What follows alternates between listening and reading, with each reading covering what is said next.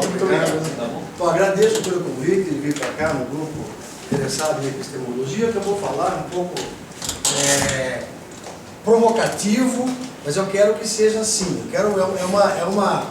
Uma coisa maravilhosa sobre a racionalidade no século XX, que são exatamente os limites da racionalidade, onde é que ela chega, e como eu vou fazer uma provocação para vocês, como é que a gente consegue manter a nossa confiança na ciência, por que a gente consegue manter a nossa confiança na ciência, e eu quero argumentar que é o seguinte, que essa bomba de hidrogênio que o nosso amigo Kurt Gödel explodiu, que tem a ver com bomba de hidrogênio no sentido real, como vocês vão ver logo mais, ela bombardeou os alicerces da ciência e faz com que a gente tenha que, de alguma maneira, retornar ao misticismo, no melhor dos sentidos. Eu vou mostrar por que eu acho isso. Muito bem. Eu vou fazer um apanhado longo, eu não sei quanto tempo eu tenho para falar, o Fábio me diga, eu começo a falar e você me avisa quando cansar. Bom, não era melhor apagar a lâmpada ou não? Porque talvez para poder ler melhor. Bom, eu vou falar sobre os paradoxos, o Gödel e a máquina Din-Din. Essa máquina Din-Din não é aquela máquina do Banco Santander que você tem que pôr o Din-Din para ganhar. A máquina Din-Din é porque ela faz Din-Din e também porque ela tem uma explicação muito racional por que o nome é. Tá? Por que o nome tem assim? Vocês vão ver, e é um exemplo de como é o teorema de Gödel. Eu vou dar vários exemplos intuitivos que vão convencer vocês de que o negócio tem sentido.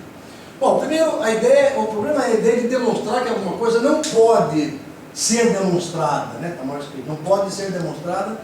É fascinante e em raras ocasiões a gente tem a oportunidade de encontrar fenômeno matemático desse tipo. Bom, aqui tem muitos matemáticos, pessoas eminentes que até foram meus monitores, como eu era estudante, eu aprendi com ele, como várias pessoas aqui, que lembram que, por exemplo, esse tipo de argumento ocorre na prova da impossibilidade, da solução dos problemas clássicos da geometria usando régua e compasso. Você não pode, né, usando régua e compasso, se você não puder marcar nada na régua, e o compasso também não tiver marquinha, você não consegue fazer, você consegue dividir o ângulo no meio, mas não consegue dividir em 3. Você não consegue fazer a quadratura do círculo, quer dizer, pegar um quadrado e desenhar um círculo de mesma área, ou de mesma circunferência, de mesmo período. Não consegue duplicar o cubo, né? Não consegue fazer, enfim, não consegue fazer várias coisas. Consegue fazer raiz quadrada, mas não consegue fazer raiz cúbica. Tá? Então, existem vários casos de impossibilidade. Tá? Já tem isso aí. Inclusive, uma vez, um aluno da matemática, eu conto sempre essa história, eu dei lá o curso mostrando e tal, que não podia, aí ele falou assim, não, a matemática de hoje não consegue fazer isso. A do futuro a gente não sabe. Eu falei, pera, mas é uma prova de impossibilidade, estou mostrando que isso é impossível. Se é impossível, você acredita na impossibilidade? Não. O impossível hoje é uma coisa, amanhã é outra. O impossível matemático, não. Ou pelo menos a gente acredita nisso, né? É impossível uma vaca voar? Não sei, de repente vamos fazer uma mutação genética, sai correndo a vaca e tal, começa a voar, imagina, só passando na cabeça, né? Bombardeando e tal. Mas o impossível matemático, nós acreditamos que seja realmente impossível. Então o Bodrighi, acho que é um matemático que conhece a matemática do avesso, eu só conheço por uma parte, ele conhece pelo fundo, vai concordar comigo, não? Bom, parece. Agora, que certeza temos disso? É esse o ponto. Tá? Que certeza temos disso? Agora isso eu queria desafiar vocês. Não, acho que está... Não sei porque ele não está indo para a página ímpar. Olha só. Não, está faltando um negócio aqui, Fábio. Eu não sei como é que ele vai... Aqui, eu não sei como é que eu faço para ele ir para cá. Só que ele, fazendo assim. Entendeu? Eu não estou conseguindo que ele vá nessa aqui, ó. Ele está nessa, mas eu não estou entendendo o que é o negócio. Como é que é? Eu quero voltar para trás. Não, para baixo. Não, a flechinha não sabe, que ela é a próxima, ela vai para...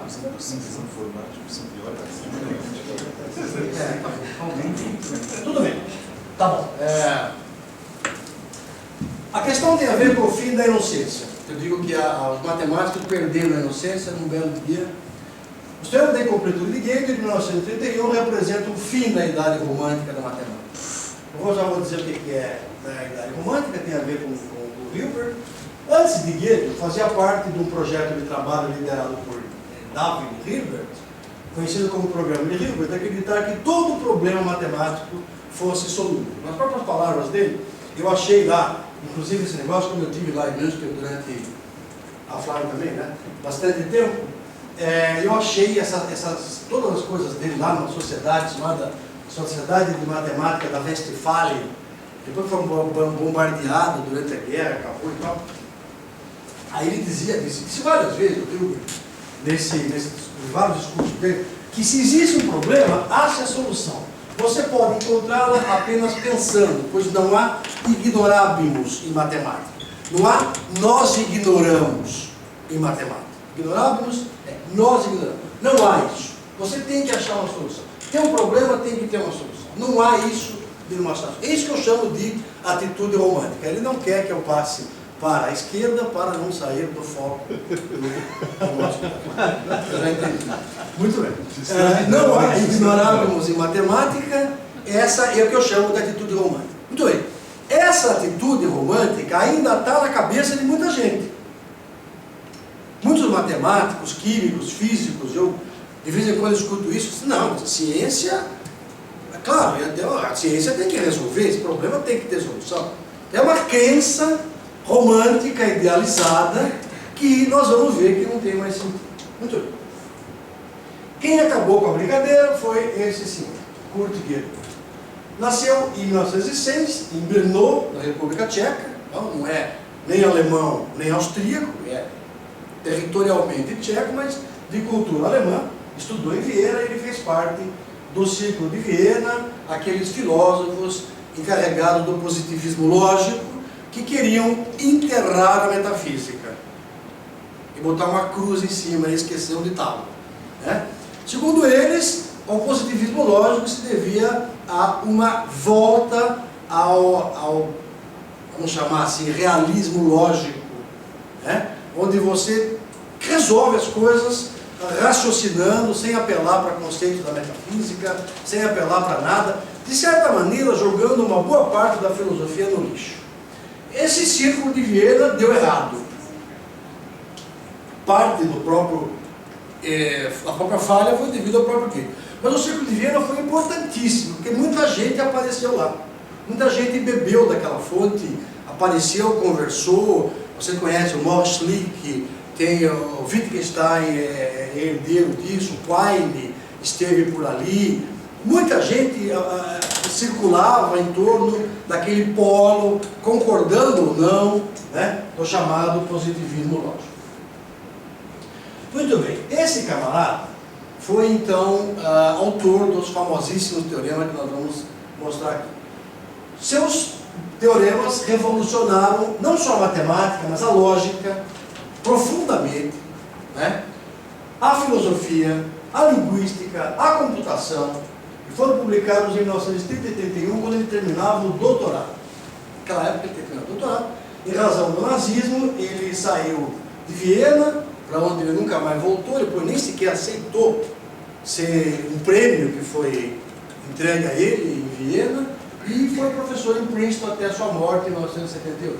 Era amigo do Einstein, e também trabalhou com a teoria da relatividade geral. Ele acreditava que era possível fazer viagem para trás no tempo, completamente, tentar uma teoria, modelo maravilhoso que ele inventou, junto com Einstein, como é que se pode fazer isso, e resolvia os problemas, os paradoxos que perguntavam para ele, não gostava de falar muito, mas resolvia lá da maneira dele, como é que é o problema, o que aconteceria quando você volta para trás e mata o seu avô, o que vai acontecer com você no presente, etc, etc. Mas tinha lá a crença dele, como ele era um matemático que nós chamamos hoje em dia de platonista, né? Ele acreditava em certas coisas no céu de Platão, que a matemática está lá e não é inventada pelo homem. Ele tinha essas crenças que lhe davam todo um aporte filosófico e ele foi fiel a essas crenças durante toda a vida. Bom, O problema engraçado é que ele foi chamado de autista pela nossa querida, várias aspas, revista Veja, segunda Veja, o seguinte: mais tarde, na Universidade de Princeton, adotou uma rotina curiosa. Fizesse chuva ou sol, todos os dias ele e seu amigo Einstein, um matemático neurótico chamado Kurt Gödel, saiu para passear depois de se telefonarem pontualmente às 11 horas. Veja a edição de 14 de maio de 2013. Então não basta falar do boi mate, ainda chama o maior matemático de todos os tempos de neurótico. Esse é o nosso jornalismo. Mas o importante é que realmente ele podia falar com Einstein em alemão, né? Então é uma grande coisa. Eles tinham cultura, tal, no meio daquela ambiente americano e tal. Você imagina o que era.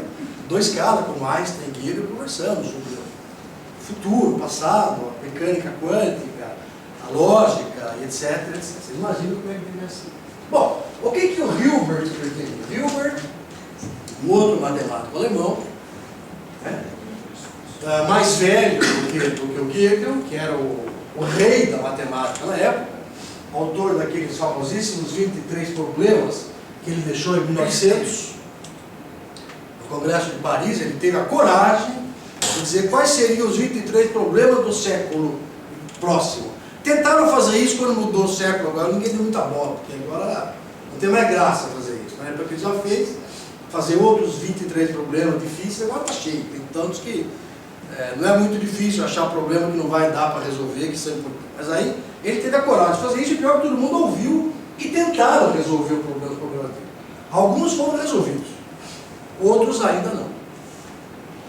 Bom, o que ele queria? Ele queria o seguinte: ele queria provar, por meios estritamente finitários, que a matemática era coerente.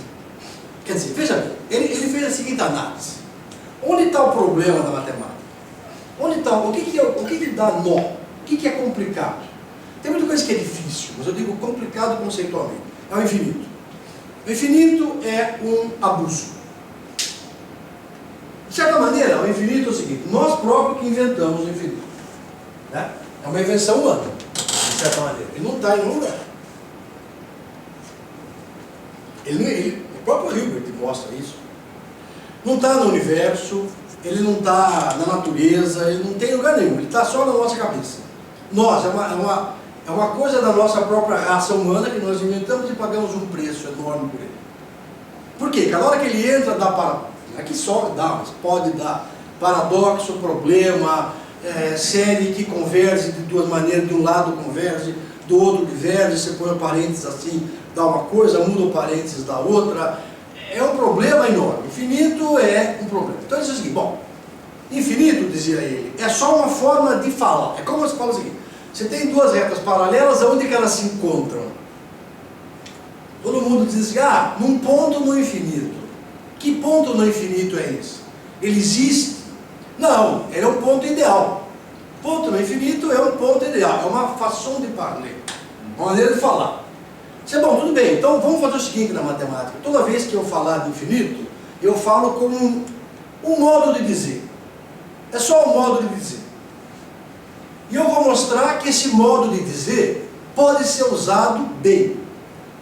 Mas para isso, para que eu mostre que ele pode ser bem usado, eu não posso usar ele próprio para garantir alguma coisa sobre ele. Eu tenho que usar os métodos finitários para falar sobre o infinito. Senão eu cometo uma petição do princípio. Certo? Não posso usar o infinito para justificar o infinito. Você diz: bom, muito bem, eu vou usar o finito para justificar o infinito. Então o que ele queria? Eu vou dar, dizia ele, e disse várias vezes, uma prova definitiva de que, usando métodos finitários, eu consigo mostrar que a matemática é coerente, mesmo usando o infinito como conceito ideal. E aí, dizia ele, meus amigos, estão todos liberados para usar o infinito como quiserem. Uma vez por todas resolveremos o problema mais vexatório da ciência, segundo ele diz. Muito bem. Isso é o que ele queria. Só que tinha o seguinte: ele nunca deixou muito claro o que é métodos finitários. O que é tabuada?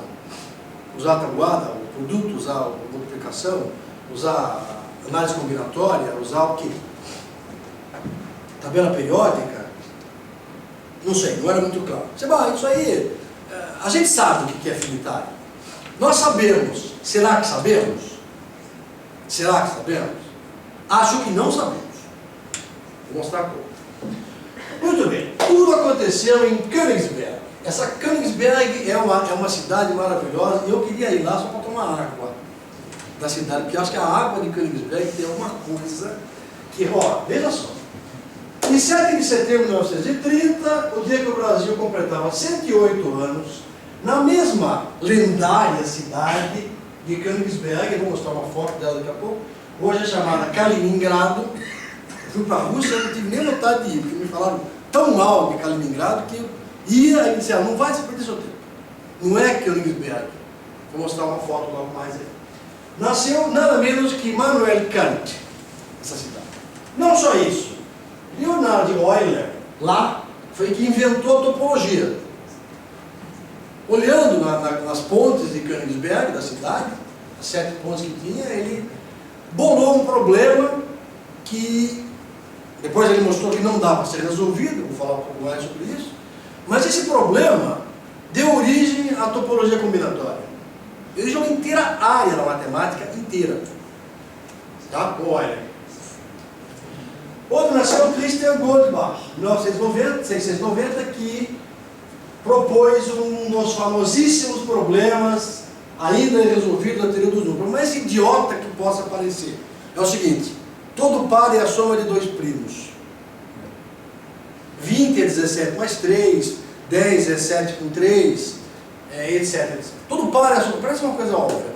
Nenhum matemático consegue fazer isso. Desafio qualquer um de vocês aqui, em conjunto, etc, etc.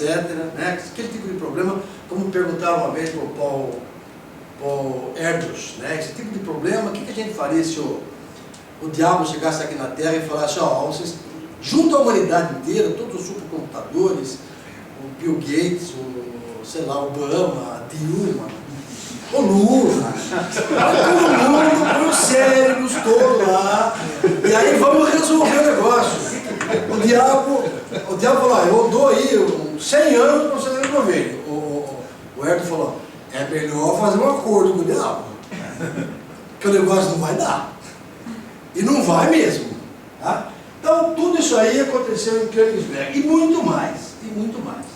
Eis aí um desenho antigo de Königsberg, as 7 pontes, e o traçado topológico das pontes, e Euler resolveu esse problema. É o seguinte: bom, dá para você sair de um ponto sem atravessar 2 vezes, voltar no mesmo, sem somente ser os vértices cumprem uma certa condição combinatória. Isso que é a topologia combinatória. Né? Você vai fazer conexão por caminho, você repete ponto, etc. Tudo bem, então começou aí, mas ainda mais, veja só quem mais que está. Tomem a água de Königsberg, veja, deve vender em garrafinha assim. W. Hilbert nasceu, aquele que queria provar a consistência da matemática por meio unitário, nasceu em Königsberg. Hermann Minkowski, de quem o Hilbert tinha inveja, porque achava que era mais inteligente do que ele. Leia, se vocês lerem a biografia do Hilbert, da Constance Wright, vocês vão entender a disputa com Minkowski e o Hilbert. Rudolf Lipschitz, você conhece bem. Hannah Arendt. E mais companhia, vasta companhia. Quer dizer, é uma pena, mas Königsberg morreu. Né? Depois da Segunda Guerra não tem mais nada, só isso aí. Essa fonte aí, se tivesse água, eu devia tomar um pouquinho, de repente alguém... Tem outra coisa que é interessante na matemática, chama George. Vocês pensarem, tem George Boole, George Boulos, tem um monte de George, bastante bom. Chama George também ajuda. Tomara que... George Cantor, né? Muito bem. O que aconteceu? Naquele domingo, 7 de setembro, quando Königsberg era Königsberg e a Segunda Guerra não tinha começado, Königsberg acabou por causa da Segunda Guerra. Aí fizeram uma expulsão, os russos entraram, tiraram os poloneses, tiraram os judeus, tiraram os alemães. Virou aquilo que a gente imagina. Virou o Terceiro Mundo. naquele domingo, Kurt Gödel, quietinho, lá no canto, anunciou o seguinte: pode-se de fato exibir sentenças verdadeiras, mas que são indemonstráveis no sistema formal da matemática. Ele falou, ninguém entendeu nada. Hilbert estava lá, von Neumann estava lá, ninguém entendeu nada. Aliás, cometeram o maior erro histórico possível da história da humanidade em termos de proceedings de congresso. Esqueceram de botar o paper do Gödel nas atas do congresso de Königsberg. Só isso que esqueceram. Não é nada. Você vê que não é só aqui, né? O único cara que imediatamente entendeu, Hilbert não entendeu, que ele queria mostrar exatamente o contrário, foi o Johann von Neumann. Von Neumann chamou o menino lá e falou: vem cá, ó, eu tinha pensado nisso também, sabia? Ele falou: ah, é? Ele não falou nada. Correu, falou: sim, senhor. Correu, escreveu o paper, rapidamente submeteu a revista. Terminou tudo. E o von Neumann falou: eu tinha entendido. O von Neumann parece que entendeu, realmente tinha pensado nesse ponto. E von Neumann, você sabe quem foi, né? Von Neumann é outro nome desse tamanho, né? Foi assistente do Hilbert, era assistente do Hilbert, de Heidelberg. O nome dele é húngaro, János Neumann, e ele herdou esse nome bem engraçado, Neumann von Margita, que a família dele, húngara, comprou um título de nobreza húngara, que dava para ele o direito de chamar esse lindo nome de Margita. E que é engraçado, no catálogo da Universidade de Berlim, tem lá várias coisas aqui escrito Neumann von Margita, não sei se vocês conseguem ler ali, anunciando conferências e palestras dele em lógica, física quântica, o que mais? Teoria das funções especiais. O cara falava de tudo. Isso em 1928. Depois ele foi para os Estados Unidos e foi trabalhar na bomba atômica que caiu em Nagasaki. Ele cuidou da ogiva, como resolver problemas matemáticos da ogiva, e ajudou lá. O japonês deve adorar, né? Então, esse cara aí, com a cabeça brilhante, depois morreu em condições trágicas, numa cama de hospital. Ele ficou em pânico porque o cérebro dele parou de funcionar, ele percebeu, morreu, tem uma história horrorosa da morte do pobre coitado, mas esse cara entendeu. Esse cara entendeu a história e tentou convencer o Hilbert. Eis aí, ó, o Hilbert mais novo e mais velhinho. A era romântica do Hilbert dizia uma coisa muito engraçada. Dizia: wir müssen wissen, wir werden wissen. Nós temos que saber e saberemos. Temos que saber e saberemos. Não tem ignorar, né? A preocupação era de provar a consistência na matemática, era compreensível após a história dos paradoxos. Os paradoxos estavam, no começo da virada do século, estavam infestando a paciência e o espírito dos matemáticos. Daqueles que se importam, né? Porque matemática é o seguinte: 95% não dá a menor bola para o que tem do lado. Não dá a menor pelota nem para outra área, né? Eu posso falar com certo conhecimento de causa, né? Pois é. Bom, estamos em boa companhia. A mesma que não reconhece. Então, o matemático não olha para o outro lado, né? Não olha nem para essa sala do lado. Imagina para o fundamento matemático. Mas alguns olham. Alguns poucos olham. E Hilbert, então, preocupado, e alguns deles preocupados com a questão do infinito, a questão do cálculo.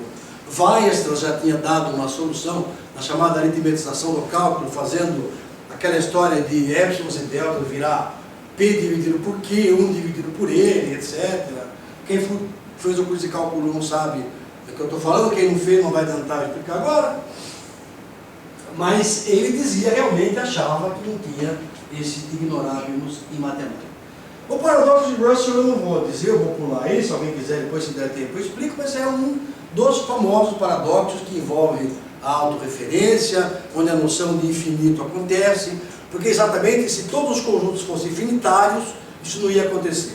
Como um conjunto de qualquer tamanho, como a gente, Frege partia da ideia, da noção de que cada propriedade tem um conjunto e cada conjunto tem uma propriedade, essas coisas chamadas naive, teoria de conjuntos ingênua, ou naive, é que deu esse problema dos paradoxos, os caras não sabiam como resolver. Então, Hilbert estava tentando, com as ideias dele, dar uma prova definitiva de que o infinito, sim, pode ser usado, porque se você banir o infinito da matemática, vai sobrar pouco. Vai sobrar uma combinatória, álgebra e tal, mas não vai sobrar indução, não vai sobrar o cálculo integral diferencial, o cálculo de várias variáveis, a topologia, a engenharia vai apanhar muito, enfim, não dá para extinguir o infinito. Não dá. Realmente não imagino como. Então ele queria isso, né? Queria resolver, olha, o infinito, vamos continuar usando, mas vou dar aquela prova de coerência, né? Usando o meio unitário. E aí aparece o teorema de completude de Gödel, que dá um golpe mortal nessa história, ou quase mortal. O que diz o primeiro teorema? Em todo sistema formal consistente, se o sistema for bem feito, for coerente, e ele tiver um mínimo de aritmética, é possível formalizar uma sentença U que é interpretada intuitivamente como ela própria é indemonstrável. Então, basicamente funciona assim. Todo o sistema matemático, é bom entender isso, porque depois eu vou mostrar bobagens que se falam sobre o teorema de Gödel. Bobagens e loucuras. Gödel não mostrou que tudo não tem solução, nem que tudo é relativo, não é nada. Mostrou o seguinte: você pega um sistema de matemática, qualquer coisa, ou ele tem aritmética, ou não tem. Se tiver pouca aritmética, você não faz muita coisa. Se tiver um pouquinho mais de aritmética, aí ele desaba do seu próprio peso. Tá? Como que ele desaba do seu próprio peso? Você encontra lá dentro uma sentença que diz: eu sou indemonstrável. Essa sentença, a tal sentença que diz eu sou indemonstrável, eu vou mostrar um outro exemplo daqui a pouco. Ela é formalmente indemonstrável, mas de fato é, portanto ela é verdadeira. Ela diz eu sou indemonstrável e é. Então é verdade. Ela diz o que é o caso. Tá? Bom, ela então contraria o que Hilbert acreditava. Ela constitui um legítimo ignorabimus. Ela é algo que se ignora. Ela é verdadeira e eu não demonstro. Ou seja, tem alguma coisa verdadeira que eu não consigo chegar lá, por meios demonstráveis. E meios demonstráveis são os meios matemáticos. Porque o que o matemático quer? Demonstrar. Talvez mais informalmente, alguns mais formalmente, mas o matemático quer estabelecer as coisas demonstrando. Conclusão: é uma barreira para a noção de demonstrabilidade. É um legítimo ignorabimus. Como o Hilbert dizia que não tinha. O que aconteceu com o Hilbert? Ficou de bico pro resto da vida. Ficou com o bico comprido. Não acredito. Não pode ser que esse moleque tenha feito isso. Né? O problema é que tem uma segunda consequência esse teorema. Aliás, isso é um ponto engraçado. A gente fala nos dois teoremas de Gödel, mas na verdade algumas pessoas dizem o teorema de Gödel. O próprio Kripp, que veio aqui na Unicamp e deu uma prova que eu tenho escrita, tá filmada, uma prova alternativa do teorema. Tem muitas provas. A prova dele não usa autorreferência de nenhuma maneira. Levou 2 tardes para ele fazer isso. Acho que ninguém entendeu muito. Eu escrevi, depois que eu escrevi, que eu li, peguei o tape, aí entendi. Aí não estava impublicado ainda. Eu perguntei para ele e falou: não, espera mais uns anos, depois você publica isso. Está aqui. Tudo bem. O próprio Kripp, que é um cara que deu já uma outra, 2 provas alternativas, ele se refere ao teorema de Gödel como o teorema de Gödel, porque o segundo é apenas um corolário. O segundo é uma consequência. O que diz o segundo? O segundo é o seguinte, o corolário primeiro: a prova da consistência para sistemas formais, envolvendo um pouco de aritmética, nas condições que Hilbert queria, não pode ser formalizado. Outro golpe, um da esquerda e outro de direita, uma paulada no Hilbert. Uma paulada porque tem sim ignorabimus. E segundo, porque não dá no senhor para demonstrar a consistência da aritmética por meios finitários. Embora o próprio Hilbert nunca tivesse dito que seriam esses tais meios finitários, o Gödel, com o Turing, outro cientista da época, chegaram a um acordo sobre o que seria meios finitários, um acordo mínimo. sobre o que seria meios unitários, são, na verdade, as funções recursivas parciais, um pouco isso, basicamente isso, e mostraram que dentro desse acordo mínimo com que todo mundo concordava, não dá. Quer dizer, acabou, em princípio, com o programa de Hilbert. Mas em princípio, por que... eu já vou falar já. Contribuição do malufismo, a matemática, utilíssimo a gente ter um mentiroso perfeito. Essa coisa é a maior utilidade na lógica que vocês imaginam. Tem um cara que mente de vez em quando, não serve para nada. Tem um mentiroso perene, é uma maravilha. Mas vamos mostrar. Mas eu vou dizer já, antes de falar da contribuição do nosso ilustre interventor desta universidade, deve lembrar, alguns aqui lembram, né? É interventor dessa universidade. O interventor tem um uso, eu vou dizer. Tá, mas veja só que engraçado. O problema que eu estava dizendo a vocês, por que eu disse que ele levou uma paulada de esquerda e uma de direita, e Guedes demonstrou que Hilbert estava errado, mas eu disse quase, que eu comecei no começo da conversa, perguntando a vocês se nós sabíamos o que era meio finitário. Eu disse que talvez a gente não soubesse. O problema é o seguinte, é que o Hilbert tinha entre os assistentes, não só von Neumann, mas Paul Bernays. Top de linha. Igual eu também tenho assistentes assim, maravilhosos. Paul Bernays era uma figura fantástica, fazia tudo o que precisava para o Hilbert, inclusive ele deu uma prova de consistência da matemática, quase como o Hilbert queria. Ele mostrou o seguinte, o Bernays mostrou, só para não dizer que a paulada do Gödel foi assim, sem recurso, tá? Teve recurso. Recurso foi o seguinte, Bernays deu uma outra prova. Olha, se mover um pouquinho o limite do finito, aceita um pouco mais, vai? Tá. Se aceitar um pouquinho mais do finito, eu dou uma prova para vocês da matemática por meios finitários estendidos. E deu a prova. Tá? A prova na verdade a prova foi do Gates, mas o Paul Bernays antecipou muito isso. Né? O Bernays, o Hilbert usava o Bernays para botar a culpa, né? Ele dizia assim no discurso, ele falava, o Bernays está fazendo tudo, espera aí que já vai logo fazer. Desculpa, lá não foi o Bernays que deu a prova, o Bernays pensava nisso, quem deu a prova foi o Gates, outro dos assistentes fabulosos do Hilbert e do pessoal do grupo dele. Então, esse fato mostra o seguinte, nós não sabemos exatamente aonde está o limite do que é finitário. A prova de Gödel depende de você aceitar estritamente como finito. Se você aceita estritamente finitário, a prova sai. Se você mover o limite um pouquinho para cima, aí complica um pouco mais.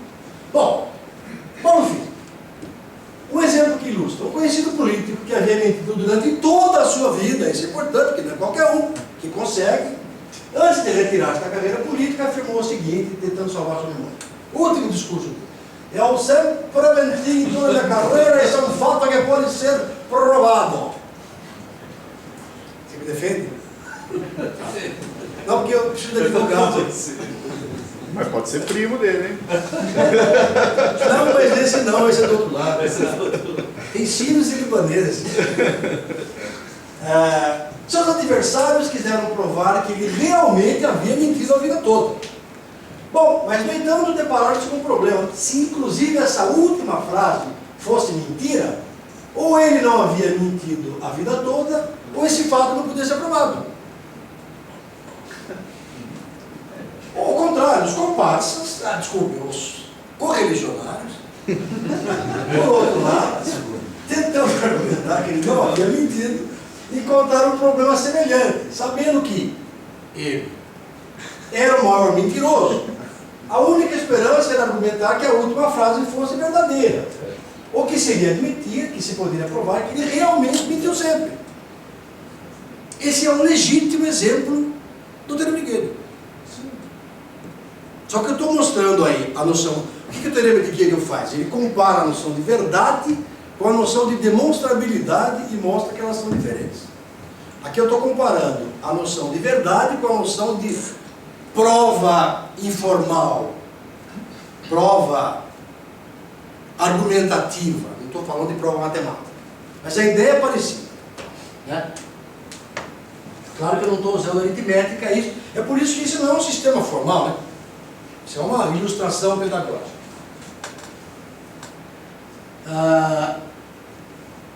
Um fato é verdadeiro, mas é demonstrar. Portanto, o fato U, N sempre mentiu, é tal que nem U, nem não U, que é a negação, podem ser provados, mas é contudo verdadeiro, porque ele sempre mentiu, inclusive ao afirmar que U podia ser provado. Isso está num paperzinho que eu publiquei há muito tempo atrás, naquela revista da matemática universitária, né? com o Michael Hatter, um cara meu colega lá da Alemanha. Tem uma outra prova, que é essa máquina de Din-Din, que é muito bacana também, outra ideia da prova. Mas vou falar de 3 ideias da prova. 3 ideias da prova. Máquina de Din-Din foi inventada, não com esse nome, que eu que adaptei o nome, tudo, por esse ilustre matemático, lógico, músico chamado Raymond Smullyan. Nasceu em 1919, está lá vivo, em pé, ainda quer vir para cá, no próximo encontro de lógica, você vai fazer. Bom, essa máquina, ela imprime numa fita combinações arbitrárias de símbolos. É uma máquina, imagina uma máquina que printa, que imprime coisa numa fita, só isso que ela faz. Ela só imprime D e N. Só essa coisinha, D, I, DD, DDI, DDDI, NN, só isso. Ela imprime palavras com essa, combinações de palavras com essas 3 letras, mas não. A interpretação é que D é o dobro, I é imprimível e N é o não. Vamos ver por que chama de I. D e E. Algumas combinações especiais são chamadas sentenças. Quaisquer sentença do tipo IX, IDX, NX, NDX. Qualquer coisa que começa com I, quer dizer, imprimível X, imprimível dobro de X, não imprimível X, não imprimível dobro de X. Essas daí chamamos de sentença, o resto não. O resto ela imprime e pronto, não serve para nada. Essa eu reconheço como sentença. Bom, como é que funciona essa máquina? Aí eu ponho aqui. Não mexa com coisa que eu sei. Ó, o segundo macaco primeiro já está moído ali, o segundo vai entrando. O mecanismo que faz Din-Din imprimir é um sistema formal. Por outro lado, isso é formal. A gente conta que é um sistema formal. Ele vai. O sistema que vai só fazendo isso. E a única coisa que ele faz é isso. Tem a interpretação, um modelo que vai dar um sentido, um valor verdade da seguinte maneira. Eu vejo a sentença e eu vou dar um valor verdade. O valor verdade é óbvio, né? Então o valor verdade é óbvio.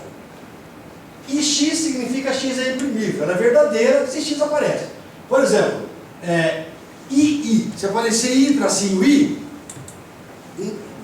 um dia na fita, é porque ela diz que I é imprimível. Então pronto, né? IDX significa XX é imprimível, quer dizer, o dobro de X. Então, eu digo IDN, digamos, IDN é verdadeiro? Bom, se é imprimível, o dobro de N, ou seja, se algum dia na fita aparecer N tracinho N, eu tenho que esperar para ver. Né? Não, NX significa X não é imprimível, é verdadeiro se nunca aparecer. Bom, suponha que eu leia na fita aparecer lá, NII. Significa que nunca vai aparecer o I sozinho. O que eu teria que fazer? Esperar até o fim da minha vida para ver se o I vai aparecer lá ou não. Assim, não é um processo, talvez, que você possa decidir na hora da janta, né, vendo TV, mas é um processo. Processo infinitário, mas é um processo. E N de X significa XX não é imprimível. É verdadeira se isso aí nunca aparece. Bom, o que vai acontecer com essa máquina? Filosofando um pouquinho sobre a máquina, pode-se ver que a interpretação, que associa imprimível aí, etc., é uma propriedade fora da máquina. É a minha interpretação, é a minha semântica, fora da máquina. Exatamente o que acontece quando você olha para o seu computador, que aparece o seu CPF. Não aparece o seu CPF. Parece uma sequência de números. Você é que interpreta como CPF. A máquina não tem a menor ideia do que é aquilo. Ela pega no banco de dados e te devolve. Fala, a máquina, ele, o computador mandou, não mandou nada, não fez nada. A semântica deve só na sua cabeça, tá? O computador é uma máquina sintática. Semântica, você que produz. A peça, aquela pecinha importante que o pessoal brinca, que fica do outro lado da tela, é você. É o modo semântico do computador. Muito bem. Tem uma hipótese de correção. Quando a máquina imprime sentenças, essas sentenças são verdadeiras. Isso não significa que ela imprime somente sentenças, nem que ela imprime todas as sentenças possíveis, mas só que ela não imprime o que é falso. Então, para evitar que eu fique até o infinito, eu faço essa hipótese de correção. Se ela imprime alguma coisa, vai aparecer lá. Se ela falou que vai aparecer, vai. Se ela falou que não vai, não vai. A máquina é correta, certo? Agora, acontece o seguinte, a sentença nid é o primeiro termo de gueto. A máquina imprime o termo de gueto para você, uma sentencinha, uma coisinha assim, nid é o termo de gueto. Por quê? Essa sentença é verdadeira, não imprimível de, ela é verdadeira sem somente se o dobro de nid, isto é, nid nunca aparece. Em outras palavras, a sentença nid afirma que ela própria é verdadeira sem somente se não for imprimível. Tá? Eis o teorema de Gödel em 7 símbolos. Tá? Por que eu estou usando? O que eu estou fazendo agora? Não tem aritmética aí. Até tem, né? Se eu quiser. Posso transformar essas letrinhas em número e tudo isso. E os strings em número, etc. Mas agora eu estou fazendo o seguinte, eu estou provando, eu estou mostrando a equivalência entre ser verdadeiro e ser imprimível na máquina. Imprimível é como se fosse demonstrável. Faz o papel de demonstrável. Temos então que ou ela é falsa e imprimível, ou é verdadeira e não imprimível. O primeiro caso não pode acontecer porque a máquina é correta. Tá? Não pode, a máquina não imprime nada falso. Portanto, nid é um exemplo de sentença verdadeira que diz, eu não sou imprimível.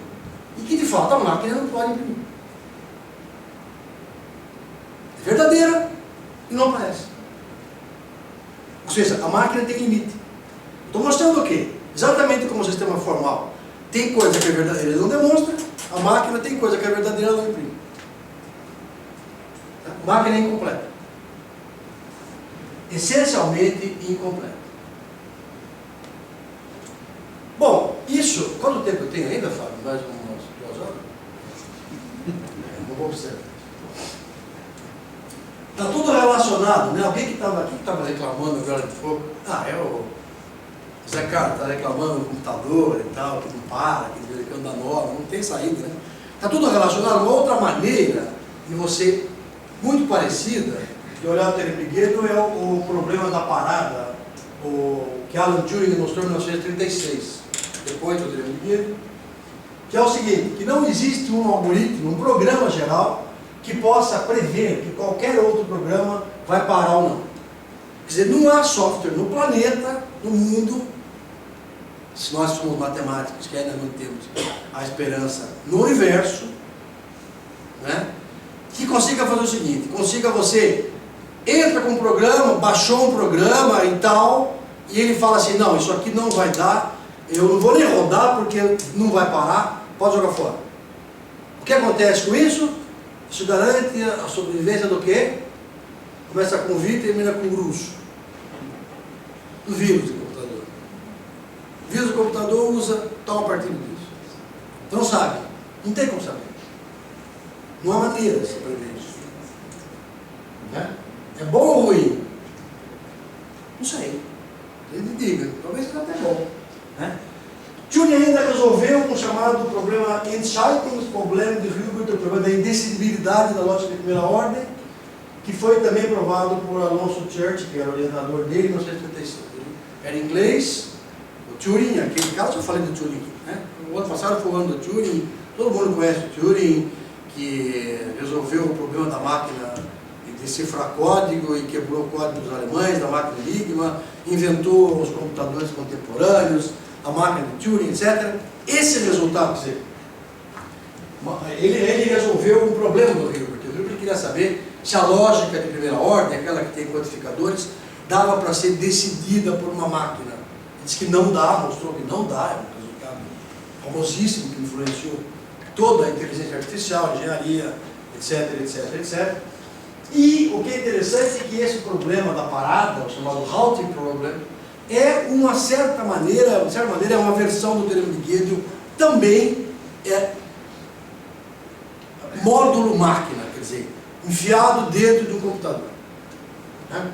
Mais uma consequência. Mas foi independente.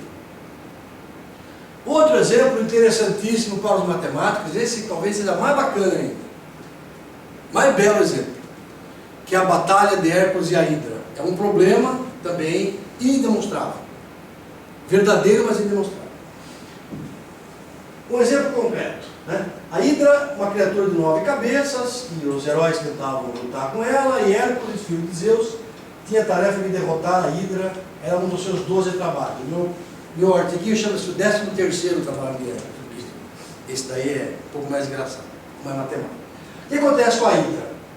Ele corta uma cabeça, aparece outra mais para baixo. Aí a carinha dela, simpaticíssima.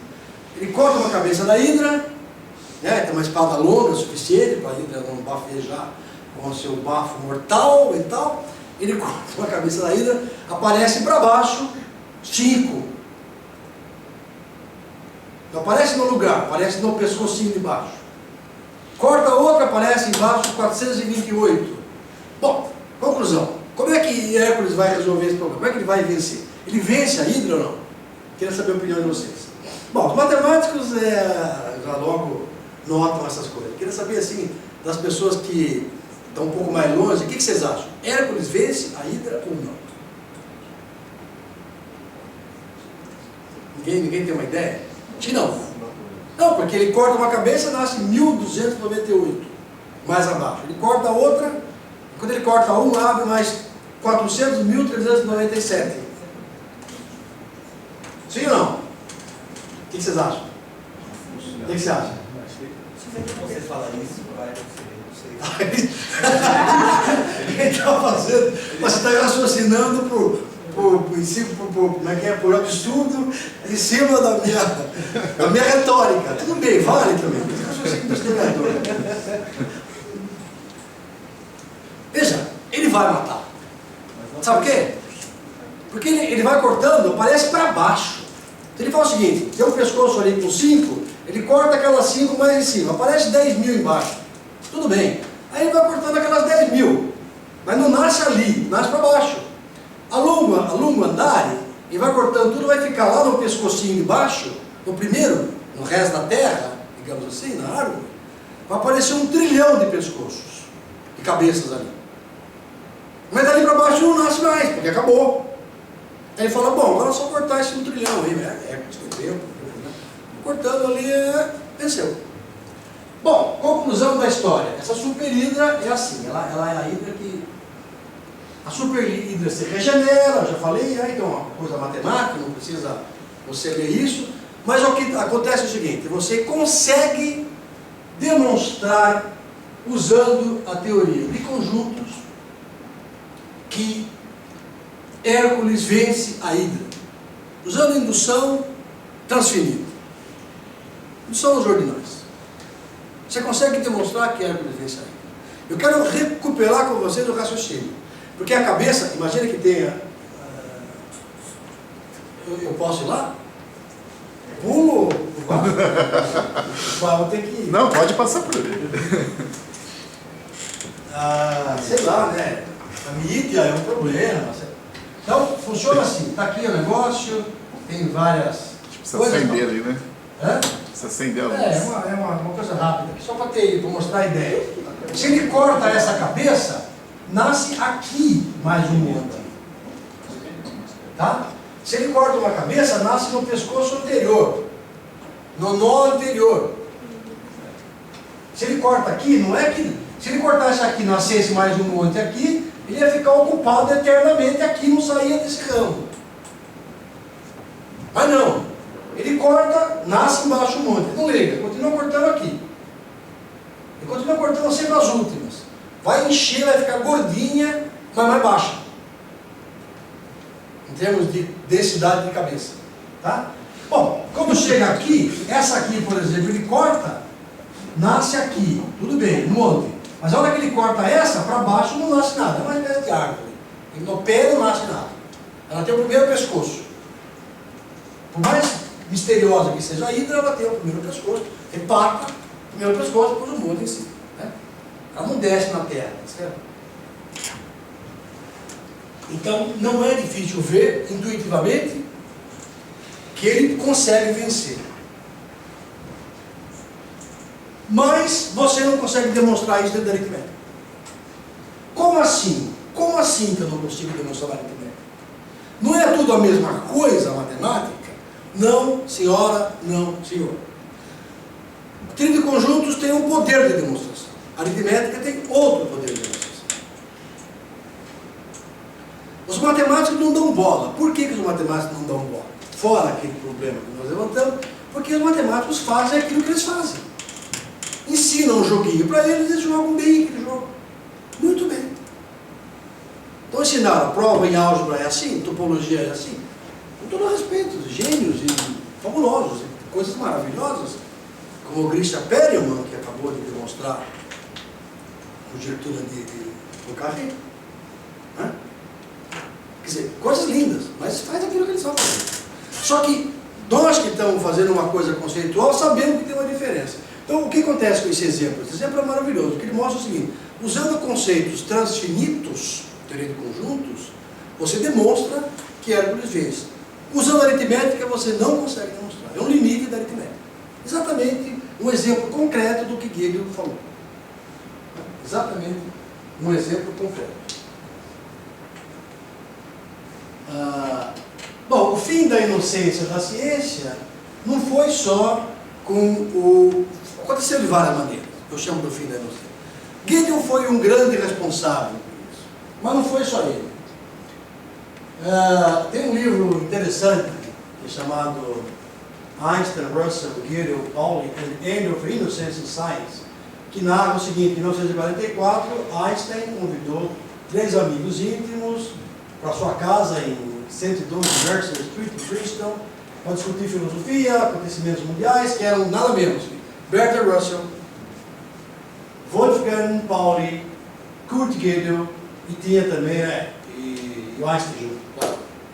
E eu queria mostrar nesse momento uma gravação interessantíssima, que eu acho tão maravilhosa, que é quase tocante, que é a gravação do Hilbert, o discurso do Hilbert, que foi gravado em 1930, onde ele fala exatamente, ele termina essas palavras que não há ignoráveis em matemática, que nós vamos vencer, etc. Um discurso otimista dele, muito engraçado. Eu não sei se isso aqui, eu tentei gravar aqui, mas não deu. Eu até peguei, até marquei 3.30, que é o momento onde tem o minuto do tape, e tudo, botei ali, eu botei aqui embaixo, achei que ia ter internet, mas não tem. E não dá para fazer isso, não tem, ninguém tem internet aqui, né? Acho que não pega, né? Talvez o meu telefone pegue, mas não sei, não vou conseguir digitar isso. Não tem a chave, né, João, aí, né? Não. Talvez o telefone, mas vai complicado. Depois eu ponho o link o pessoal assim. É maravilhoso. Tá em alemão, ele fala bem devagar, uma voz bem calma, e se você pegar no 3:30 ele fala assim, tá falando contra o Tolstói, inclusive. Então, assim, olha, aqueles caras que querem estragar a ciência não vão ter vez com a gente, porque não existe ignoráveis em ciência. E eu vou falar aqui o meu slogan: Wir werden wissen, wir müssen wissen, wir werden wissen. Muito engraçado, muito tocante. Você ouvir o Hilbert, aquela emocionalidade, aquela coragem, aquela confiança, dizendo isso com todas as palavras, depois ver o que aconteceu mais tarde. A pena que eu não consigo mostrar. Depois eu posso deixar os slides. Bom, este mesmo Gödel que participou de tudo isso, também se meteu a provar que Deus existe. Como? Como, né? Aí talvez algum daqueles caras apressados fala, como é que um dos maiores cientistas matemáticos e lógicos vai querer provar que Deus existe? Ora, eu não sei se ele acreditava na própria prova, ou por que ele fazia isso, mas ele deu uma prova linda. Vamos ver o que acontece com a prova. Então ele compartilhava com Einstein um certo pensamento místico, né? Os dois conversavam muito sobre a questão da mística, que veja, não é ocultismo, hein? Embora eu ache o ocultismo também muito bom, só que só quero fazer a diferença de mística com ocultismo. Até o Bertrand Russell, que é outro grande nome, que também aparece ali, tem alguma coisa a dizer sobre isso. Ele terminou essa prova em 1940, mas não deixou que ninguém soubesse até ele acreditar que estava morrendo. E ele estava morrendo porque ele parou de comer. Ele era casado, quer dizer, Goethe não era nem um santo. Lá em Viena, segundo a biografia, ele era conhecido por causa dos cabarés e tal, etc. Tanto que ele se casou com uma bailarina, Adélia, né? Adélia Gebel. E essa mulher morreu, é um pouco mais velha que ele, e ele ficou sozinho nos Estados Unidos, desconfiando de todo mundo, achando que iam botar veneno na comida dele. E decidiu parar de comer. E achou que ia morrer, e claro que ia, porque ele, obviamente que ia, não comia, né?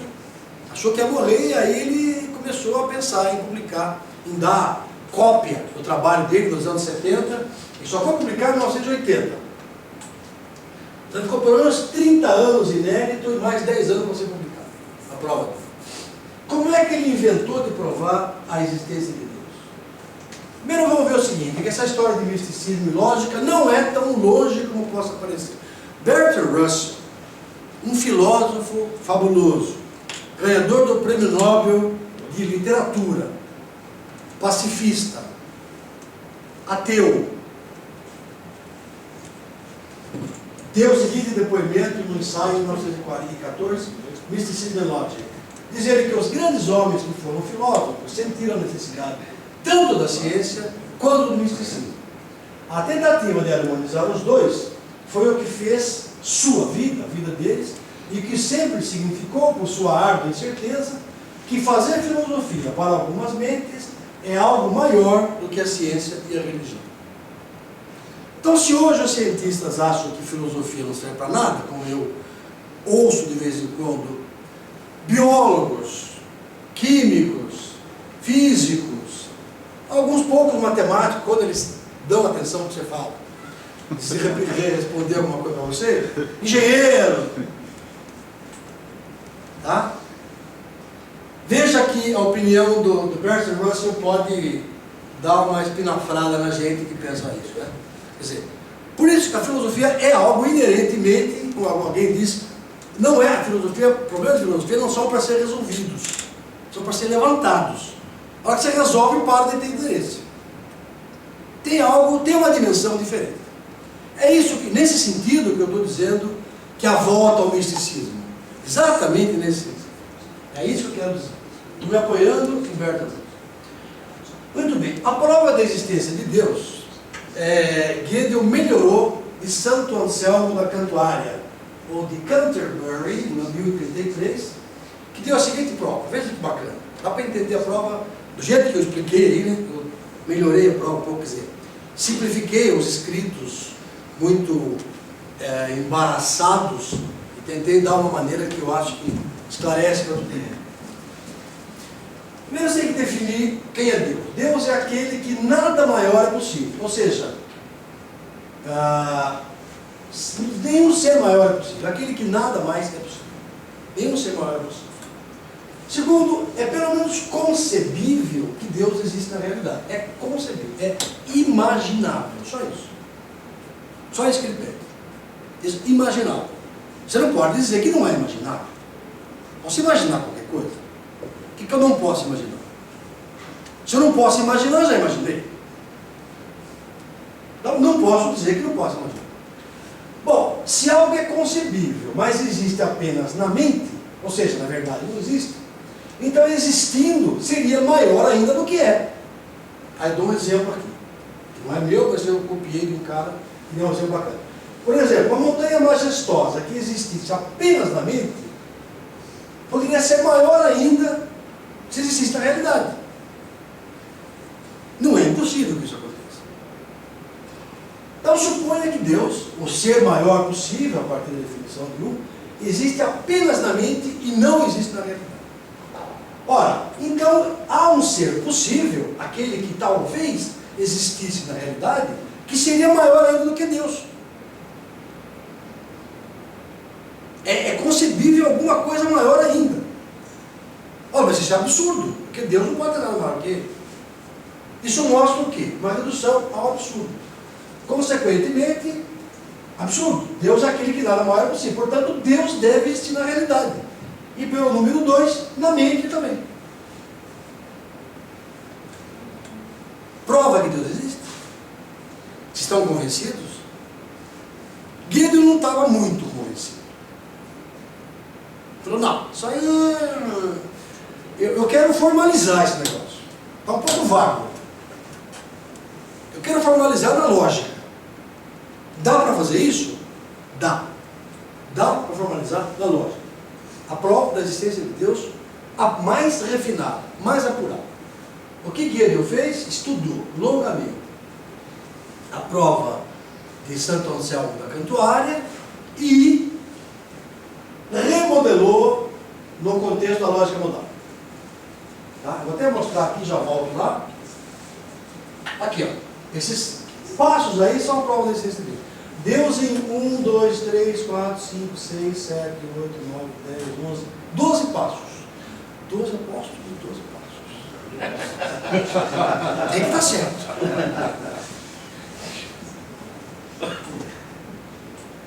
Ah, mas que Deus estão falando?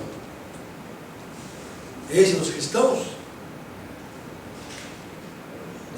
Quem? Tupã? Ai, começa o problema, né? Como quem me falou uma vez, coisa engraçada. O problema de Deus não é a existência, é a unicidade. Quantos tem? Bom, ele colocou o seguinte, ele estudou a prova colocou na lógica modal e disse assim, bom, Deus necessariamente existe ou necessariamente não existe. Por quê? Bom, esse argumento aí, em itálico, é o seguinte, se Deus é um ser todo-poderoso, ele existe, necessariamente existe em todos os mundos possíveis. Ele não vai ter em todas as possibilidades. Mundos possíveis significa o seguinte, cenários possíveis, tá? Não é planeta. Cenários possíveis. Por exemplo, um cenário possível é que eu viesse de camisa vermelha. Escolhi azul. Outro cenário possível é que, não sei, sapato amarelo. Não é, enfim, cada coisa que você escolhe, você tem um cenário possível, chamado mundo possível. Só isso, nada mais. Então, se Deus é todo poderoso, ele existe, ele tem que existir em todos os cenários possíveis. Eu não posso inventar um cenário e impeça Deus de existir. Então, se ele existe, cada coisa que eu fizer está lá o Deus. Ou então, se ele não existe, ele não vai existir em nenhum. Por quê? Se tiver um que ele existe e outros não, ele não deixa de ser Deus. Ele podia existir em todos, ser maior ainda. Então ele não existe em nada ou existe sempre. Muito bem. Não é possível dizer que Deus não existe em nenhum mundo possível. Não importa quanto pequena seja a chance, Deus pode existir. É possível. Existe ou não existe, mas pode existir. Não posso negar que pode. Posso até aceitar que Deus não existe. Mas é difícil aceitar que é impossível que existisse. Tá? Ele pode existir. Bom, mas isso significa que Deus não pode necessariamente não existir. Quer dizer, não tem jeito de impedir a possibilidade teórica, pelo menos. Ele não pode necessariamente deixar de existir. Bom, mas as opções são duas. Ou ele necessariamente existe ou necessariamente não existe. Eliminamos a segunda. A única possibilidade é que Deus necessariamente existe. Piorou a prova de Santo Anselmo. Não só Deus existe, mas Deus obrigatoriamente existe.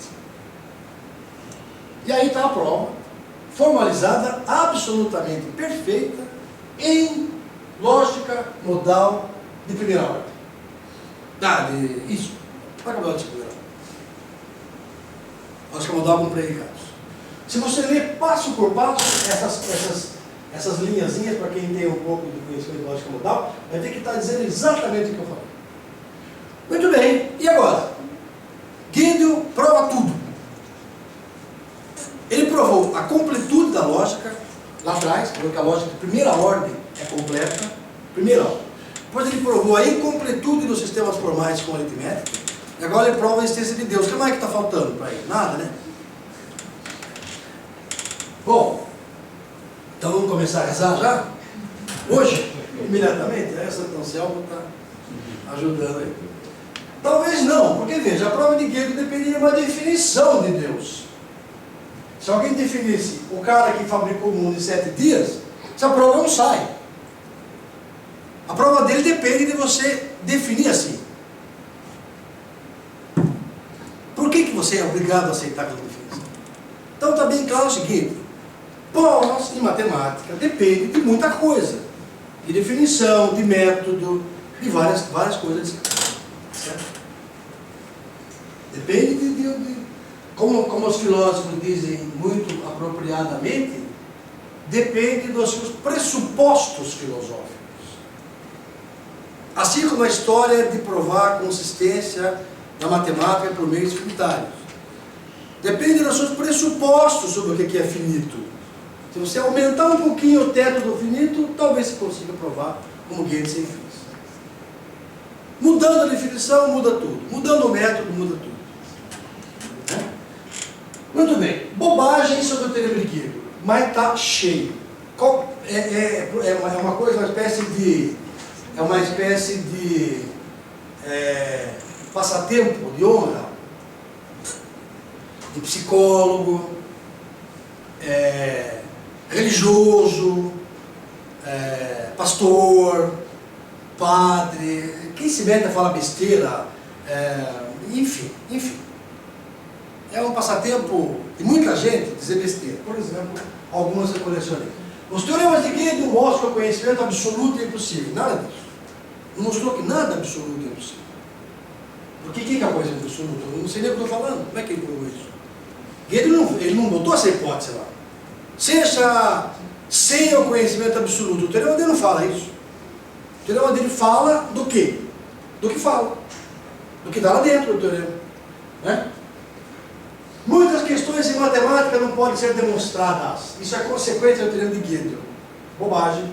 Nada tem a ver com Gödel. Com incomensurabilidade da raiz de 2, etc. Problemas na matemática já são. Não existe método de resolver equações polinomiais com grau maior ou igual a 5. Tudo isso já está feito muito antes de Gödel e matemática tem limite do que pode demonstrar. Não tem nada a ver com Gödel. Gödel mostrou, essa é mais ainda, a inteligência humana será sempre superior às teorias formais, sempre superior às máquinas. Também, ninguém formalizou o que é inteligência humana, quer dizer, tudo bobagem. Gödel fala daquilo que está formalizado. Se você não pode formalizar uma coisa, não aplique porque é bobagem. Tem um monte, tem um livro do Thorsten Franzen, que só tem bobagens, coleciona bobagens. Thorsten Franzen, eu até tenho na minha referência. Thorsten Franzen. Muito bem, o que nós podemos concluir? Daqui a pouco eu já estou terminando. Que a ciência não versa sobre a certeza. Eu acho que é uma conclusão que nós podemos tirar razoável. O que a ciência versa sobre o quê? Porque veja bem uma coisa, por que eu mudei da matemática para a ciência agora? É muito simples. Porque cada vez mais se depende da matemática. Tá? A física claramente depende da matemática, sobrevive com matemática, inventa matemática nova. A química começa agora a fazer experimentos em computador, nem faz mais reação. É a química combinatória que faz tudo, faz modelos de proteínas e tal, sei lá do que eles fazem, usando matemática, usando computador. A biologia idem, genética, ela cara, né? O direito cada vez mais busca matemática, a linguística tem um monte de matemática nela, enfim, a engenharia, não preciso nem dizer e tal, bebem dessa fonte. Então, se a matemática é complicada, se eu não consigo demonstrar a absoluta coerência da matemática por meios matemáticos, porque eu não consigo dar aritmética, e da aritmética eu não consigo o cálculo, e não consigo o cálculo espaço-vetorial, e etc., a geometria analítica e tal, e vai tudo por aí, e a mecânica quântica, e seja lá o que for. Então a ciência também sofreu um duro golpe com Gödel. Mas o ponto é o seguinte, a ciência não é, talvez, sobre a certeza. Eu vejo que é sobre encontrar uma maneira confiável de pensar no nível atual de conhecimento. Quer dizer, não é certa, é a só, já é muito, né? Extremamente confiável. Que já é muito. Então por exemplo, dizer que alguma coisa é provado cientificamente é uma bobagem total. O que é provado cientificamente? Experimentalmente? Shampoo é provado cientificamente. É, só propaganda. Shampoo, creme de dente, tudo, isso aqui na pele, é tudo mentira. Tá? Propaganda mente descaradamente. A ciência não prova nada, a matemática prova teorema de matemática. A ciência faz uma porção de experimento e tem um grau de certeza, até estatístico, etc, etc, etc. Né?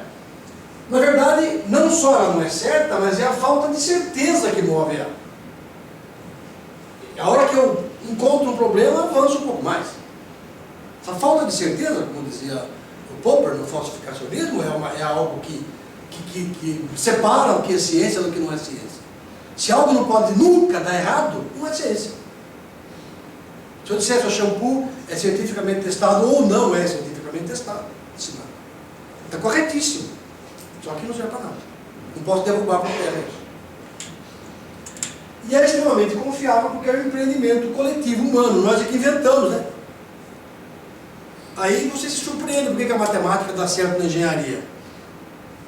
Porque um bicho de duas patas sem pena inventou matemática, o outro inventou engenharia, e é a mesma coisa. É o mesmo bicho. Esse bicho aqui, que vos fala, que ouve esse que vos fala. Como dizia o Einstein, talvez a coisa mais incompreensível sobre o universo é que realmente ele é compreensível, não sei como ele é compreensível. Isso é o problema realmente. Porque nós não inventamos o universo, só a ciência. Né?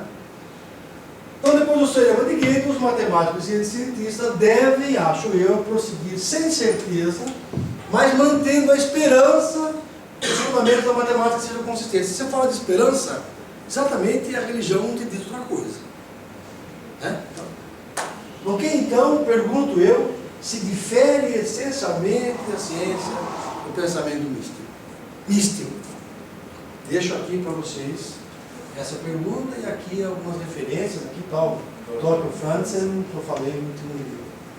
Muito obrigado, era isso que eu queria ter dito para vocês.